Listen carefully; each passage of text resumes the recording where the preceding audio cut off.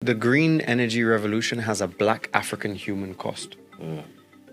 It's go green, but the deficits that are being left are entire populations in Kolwezi. If you look at it, you can see it from space. The place has been turned into a sulfuric acid pit where people, babies are now being born with birth defects, big heads, cleft lips, dying before the age of 2, dying before the age of 3, because the women are eating fish from the rivers. The rivers are now polluted with sulfuric acid so that they can mine this cobalt, this coltan, this lithium, all of these things, this nickel that they need.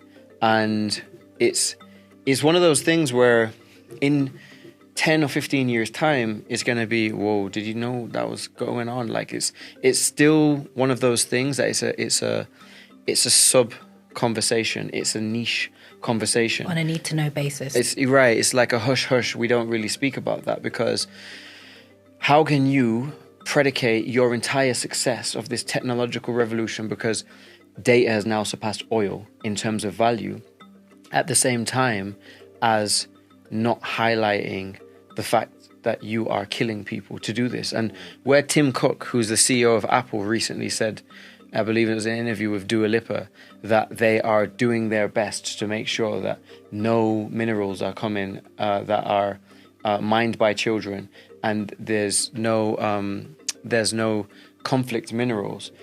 Well, how do you know when you've never been? And how do you know when the organizations that you have created to abdicate yourself, to absolve yourself of these things, are funded by the same organizations that are creating the problem? And it's just like problem, solution. They have the solution and their solution is a lie. And it's never going to stop until we change the way that we deal with Congo, as in the rest of the world. The diaspora need to speak about it, and what we've been saying and what we were saying when we started collaborating with different organizations is, how do we make Congo in 2024 become the discourse that was the 1970s apartheid in South Africa? How do we make it like no more?